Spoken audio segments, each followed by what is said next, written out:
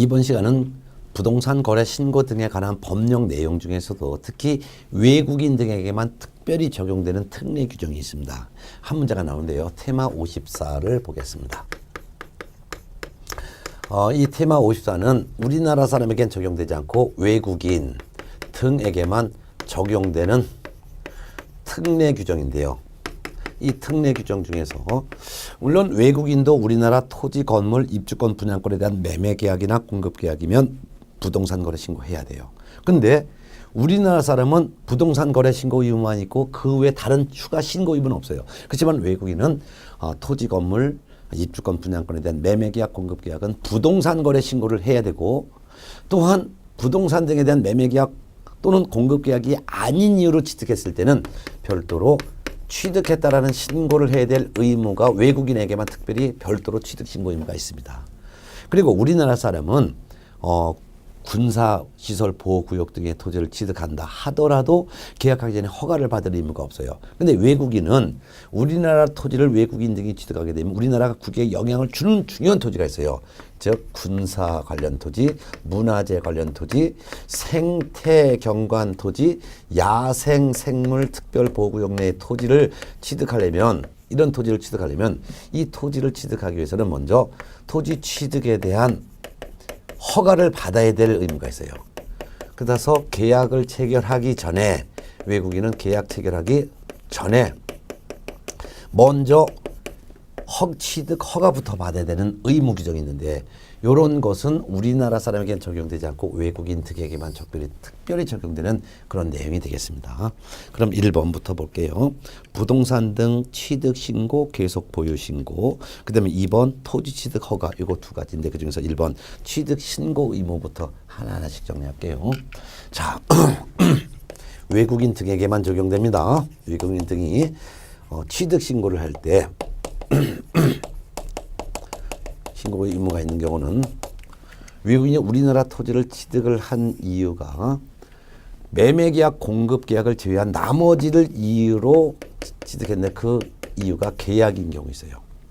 그 다음에 계약 아닌 이유, 계약 외인 경우도 있어요. 그 다음에 세 번째는 우리나라 사람이 우리나라 부동산을 보유하다가 외국인으로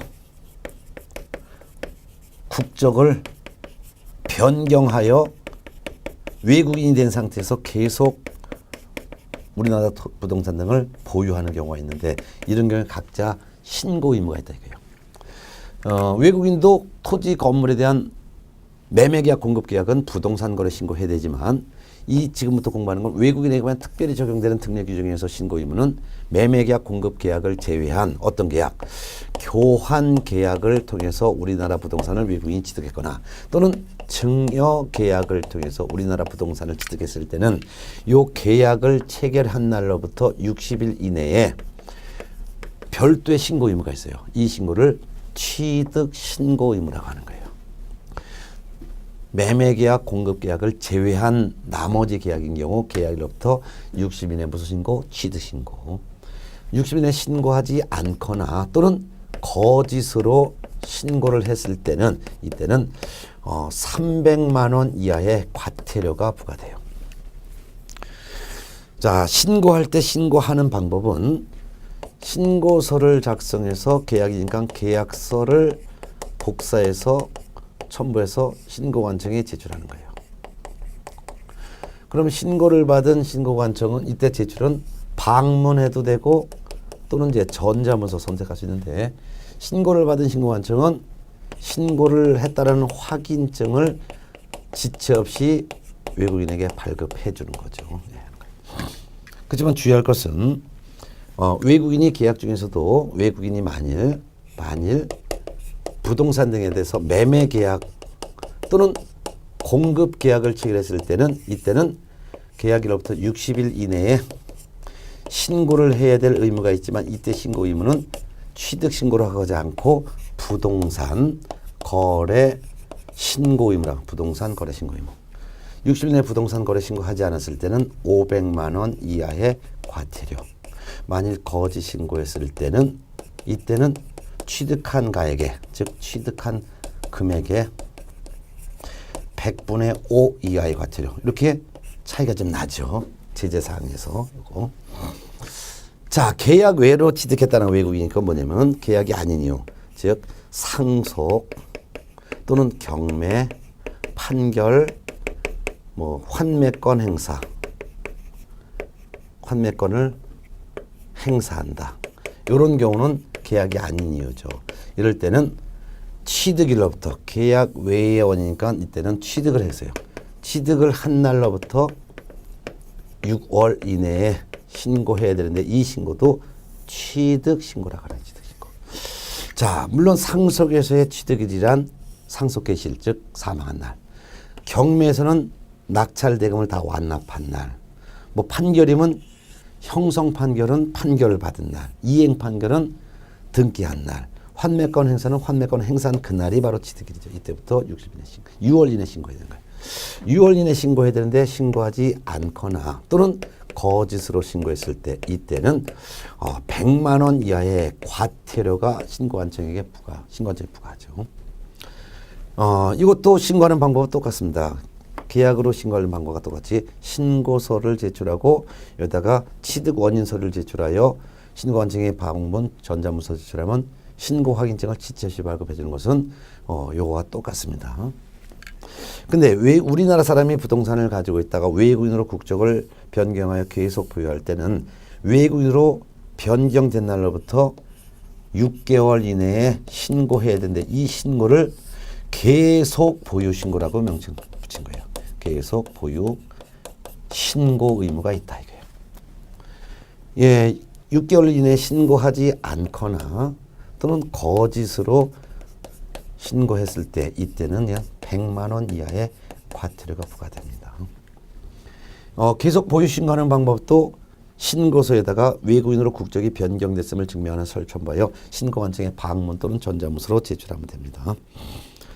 자, 그 다음에 이제 토지 취득 허가. 외국인에게만 특별히 적용되는 것 중에서 계약 체결하기 전에 먼저 취득 허가부터 받아야 되는 이런 규정이 있죠. 이게 바로 취득 허가 규정입니다. 외국인에게만 계약하기 전에 미리 허가를 받아야 되는 취득 허가 의무 규정이 있어요.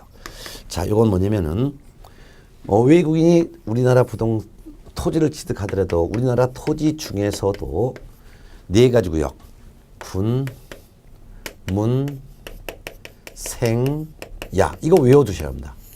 군사시설 보호구역 등의 토지, 문화재 보호구역 등의 토지, 야생 생물 특별 보호구역 내 토지, 생태경관 보존지역 내 토지, 그 다음에 야생생물 특별보호구역 내 토지. 이러한 토지를 이러한 구역이나 이러한 지역에 있는 토지를 취득을 하려면 먼저 허가부터 취득 허가부터 받아야 한다. 취득 허가는 토지 소재지 시, 군, 구청장으로부터 취득 허가를 받아야 된다. 취득 허가를 받고 그 다음에 뭐냐? 그 다음에 계약을 해야지만 그 계약을 유효로 인정을 하겠다 그 말이에요. 근데 이러한 토지에 대해서 계약하기 전에 먼저 취득 허가부터 받고 그 다음에 계약을 해야 되는 게 원칙이지만 그렇지만 이 토지가 토지거래 허가 구역으로도 지정된 경우 토지거래 허가 구역으로도 지정되어 토지거래 허가를 받은 경우에는 이때는 외국인은 별도로 이런 취득 허가는 또 받을 필요가 없다라는 걸 알아둬야 되겠죠. 그럼 이와 같은 구역의 토지를 외국인이 취득하려면 계약하기 전에 먼저 허가를 받아야 되는데 허가를 신청하는 방법은 허가 신청서에다가 취득에 대한 합의서를 첨부하여 시군구청장에 방문 또는 전자문서로 허가 신청을 하면은 허가증을 주게 돼 있습니다. 그래서 2번 토지 취득 허가에서 허가 대상 토지를 받고 그다음에 허가 신청을 보겠습니다. 취득 허가 신청서에다가 계약 당사자인 우리나라 사람 토지 소유자와 취득하려는 외국인 간의 취득에 대한 합의서를 첨부하여 시군구청장에게 제출하면 15일 이내 허가 또는 불허가 처분을 하게 됩니다. 특히 외국인 등이 이와 같은 토지를 취득하더라도 이러한 구역을 지정 또는 이러한 지역을 지정한 목적에 지정을 주지 않는다라고 인정하면 허가를 해줘야 됩니다. 근데 허가 X 계약도 있어요. 허가를 받지 않고 계약을 했어요. 만일 허가를 받지 않고 계약을 했다면 그 계약은 무효가 되고 뿐만 아니라 2년 이하의 징역 또는 2천만 원 이하의 벌금형에 처벌도 합니다. 부정한 방법으로 허가를 받았다 하더라도 마찬가지예요. 부정한 방법으로 허가를 받고 계약했다. 그것도 무효고 2년 이하의 징역 또는 2천만 원 이하의 벌금형에 받습니다. 자, 이런 내용이었습니다. 자, 그 다음에 이제 전자문서 신고 취득 허가 신청할 때 첨부 서류 제출 방법.